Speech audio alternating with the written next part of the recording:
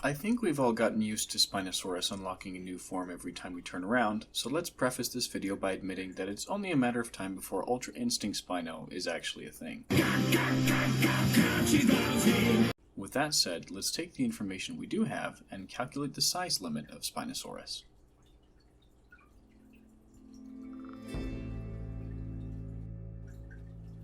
The Spinosaurid family in general is a fascinating one, with its members falling into various places along the spectrum of aquatic adaptation. At the very peak is Spinosaurus itself, now that Suchomimus isn't considered valid, and Oxalia looks to be headed that way. Its dense bones, retracted eyes and nostrils, crocodilian head, and paddle tail allowed it to function as an African pseudo-Godzilla that was most dangerous in the water but still monstrous on land. In addition to being the most specialized member of the clade, it was also the largest by a considerable margin. Its size has sparked countless debates over the years, especially after it became movie famous in 2001 and turned out to be a swimmer in 2014. 5 specimens, all of which have rather complex and possibly rude-sounding catalog names, comprise our population sample for average Spinosaurus size ranges. The smallest, Ibrahim's neotype made famous in 2014, was technically a subadult and likely would have grown slightly larger. All 5 range between 11 and around 12 meters in length, with NHMR slightly larger at around 13.7 meters. But with these 5 specimens, it seems that a typical adult Spino would have been close to 40 feet long and around 4,000 kilograms. Calling this animal a river monster isn't exaggerating. Then of course there's the real monster, MSNM V4047. In statistics, especially dealing with animal populations, there always seems to be the outlier that got away.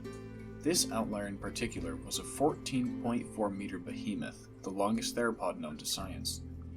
Graphic double integration by Frenoy and edited by Random Dinos, taking into account the new tail and recent density increases, calcs this guy at over 7,500 kilograms. That's comparable to the biggest Mapusaurus and Gigantosaurus specimens, and it's around 170% the size of an average adult Spinosaurus. That's not the most dramatic in-species variation we've seen in dinosaurs. I think Barosaurus takes the cake on that one, but it is a dramatic difference. So why did MSNM get so much bigger than a normal Spinosaurus? Maybe it got off to a good start nutritionally when it was young and never lost that streak. Maybe it was genetically more like Chris Hemsworth than Danny DeVito. Maybe it just worked out a lot. Whatever the reason, it ended up weighing over 2 tons more than the next largest representative of the species. It's also worth mentioning here that Ibrahim et al. 2020, the study describing the paddle tail, included a 3D model of the subadult neotype in the supplementary information. That model, however, has drawn criticism for its chest being unnaturally inflated to be deeper than the pubic area, resulting in an unrealistically high volume. Check out Frenoy's and Random Dinos over on DeviantArt to learn more about graphic double integration and why it's so accurate. But the real question on all of our minds is, obviously, did MSNM represent the limit of Spinosaurus, or could our toothy friend get even bigger? Well, thinking about the mathematics of this, it is extremely unlikely that we've discovered the largest Spinosaurus individual when we only have half a dozen adult specimens. There would have been millions and millions of these animals throughout the species' evolutionary lifetime, and while most of them would be within our average range, there would still be a considerable amount of gigantic individuals. Let's go back to the Danny DeVito and Chris Hemsworth example. They're both the same species, but there's an obvious gap between the two. Then if we throw Robert Wadlow into the mix, you get the point. Maybe MSNM at 1.7 times the size of a normal adult could have gotten even bigger. Let's say we add 5% of its mass, resulting in 7940 kilograms. That already makes Spinosaurus the second largest theropod. 10% brings it to 8,300.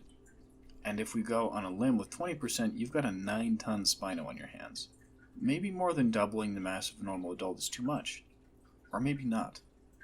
I wouldn't be terribly surprised if an absurdly gigantic Spino, their Andre the Giant if you will, pushed 10 tons.